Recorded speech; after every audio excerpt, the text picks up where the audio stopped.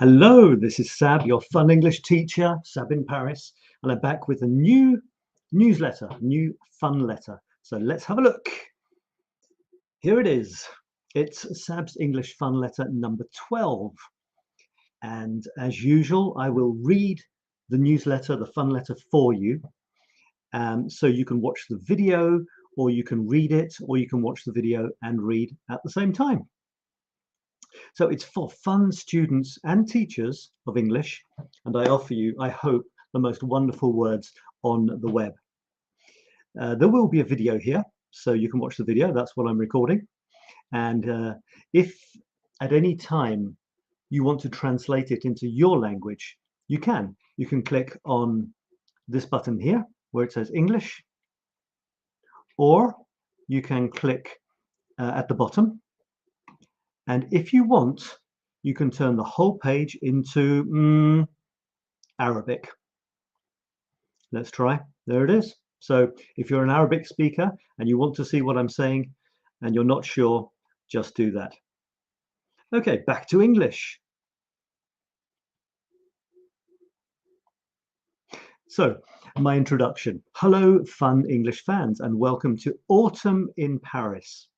The leaves are falling from the plane trees and horse chestnuts and maples here, and the pavements are turning into bright yellow rivers. And when it rains, they shine even brighter. What's the weather like where you live at the moment? Do you like word games? So today I'm going to tell you about a word game I created. So if you like word games, you will love Sab's Daily Fundle, and you can check it out. Just click here or click here.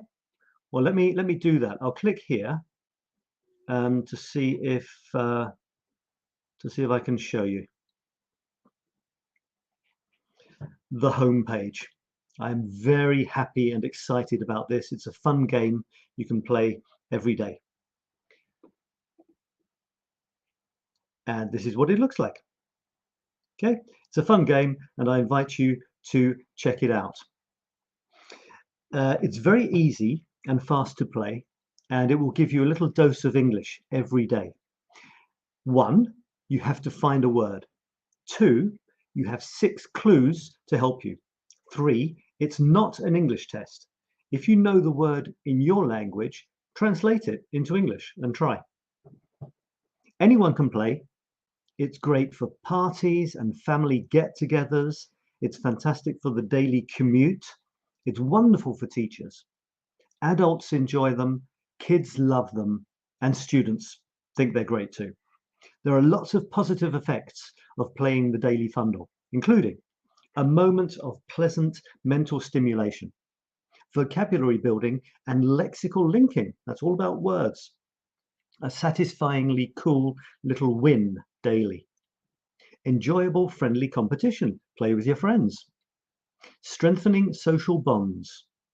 A lighter outlook on life. It's fun. And a new love of frogs. There are lots of frogs in my Daily Fundle. Make the Sab's Daily Fundle part of your English learning routine. Note down new words and expressions in your English notebook.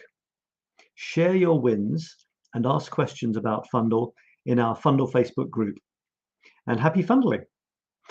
What are your favorite new words from the Daily Fundle? Share them in the Facebook group and tell us why you like them. Here's a quick quiz. I'm British, and for me, the season between summer and winter is autumn. But people from the United States use another word for autumn. Do you know what it is and what it means? So what do the Americans say for autumn? Is it down? Is it fall? Is it slip? Or is it tidy? So I'm talking about spring, summer, autumn, winter. What do the Americans say for autumn? Well, let's click here and find out. It's people from the USA often use another word for autumn, fall. This is probably because autumn is the season when the leaves fall from the trees. Let's go back to where we were.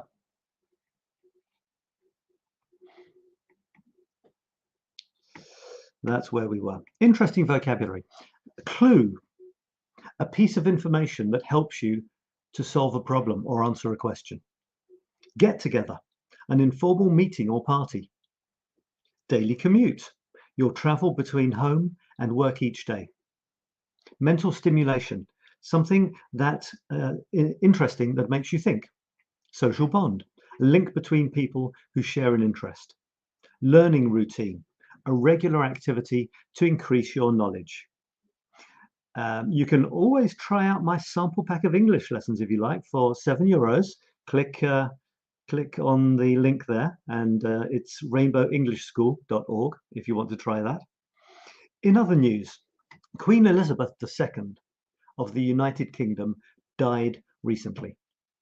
She had been Queen Bee for 70 years. No other British monarch had been queen for this long.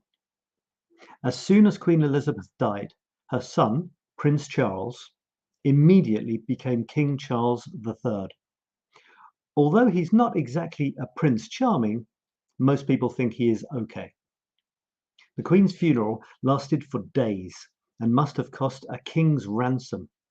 But the whole country, or the British media at least, took it very seriously indeed.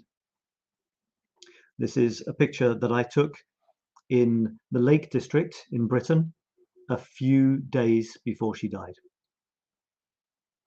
And this was to celebrate her Platinum Jubilee. And there's a quiz in a minute. Other people who are not royalists, people who support the monarchy. So royalists are people who support the monarchy. Other people found the endless television reporting of the Queen's death a royal pain. I won't tell you if I am a royalist or not. Yes, members of the British royal family can literally live like a king, but their lives are not always easy. If a royal person acts like a drama queen in public, they will soon be criticized and laughed at on the front pages of the newspapers. The definitions of the expressions in purple are below. Here's a quiz. So either do this quiz on your own or do it with me on the video. So the Queen had four jubilees. A jubilee is when you celebrate a certain number of years as Queen. So in something, the Queen celebrated her silver jubilee. And it's not showing up. It's not showing up on my video, or is it? No, the options are not showing up. So I will leave that. I will leave you to do that quiz on your own.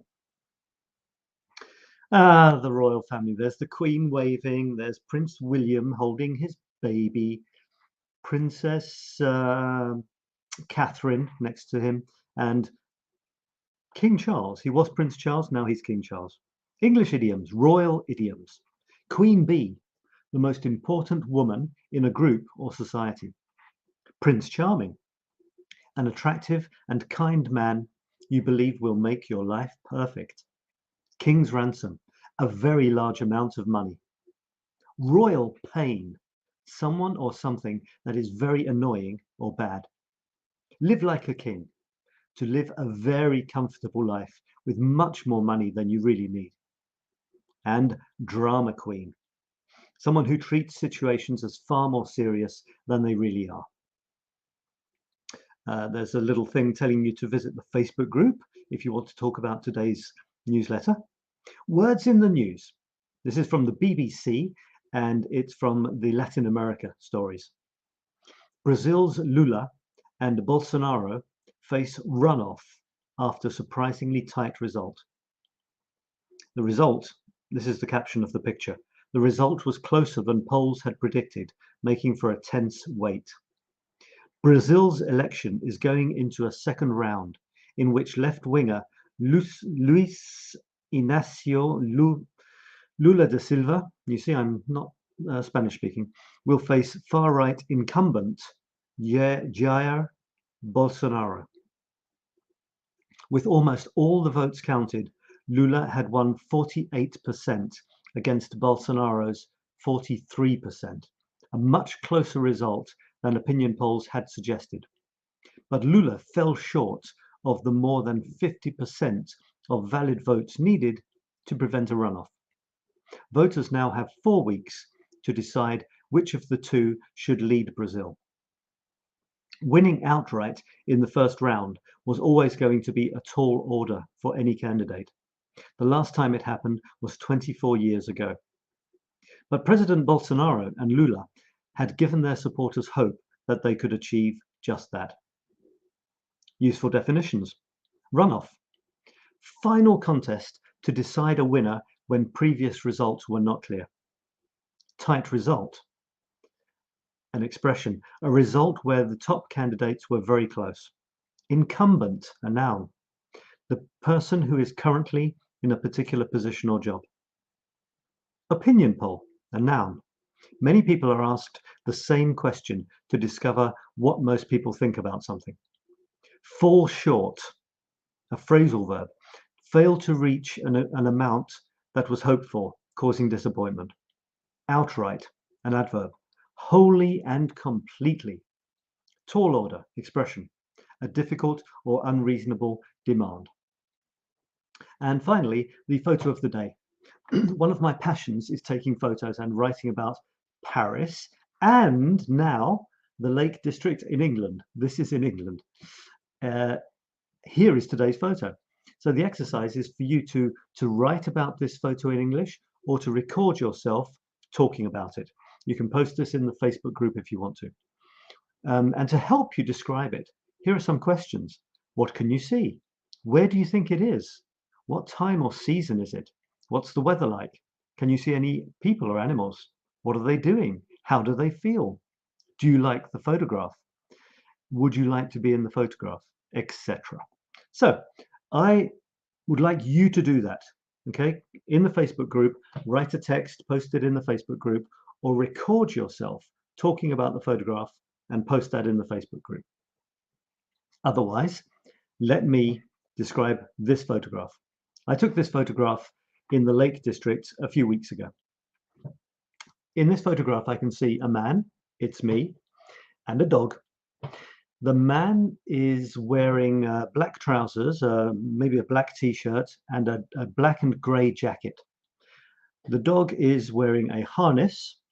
The man does not have much hair, and he has a white beard and moustache. The dog is white. Maybe his head is a little grey, and he has a black nose. The man is, well, they seem to be in the mountains, and the weather seems to be very grey, cloudy, or maybe misty or foggy. I can't see the view behind. I think they're probably on top of a mountain. The man is walking along some stones. Maybe he's joking that he's going to fall off.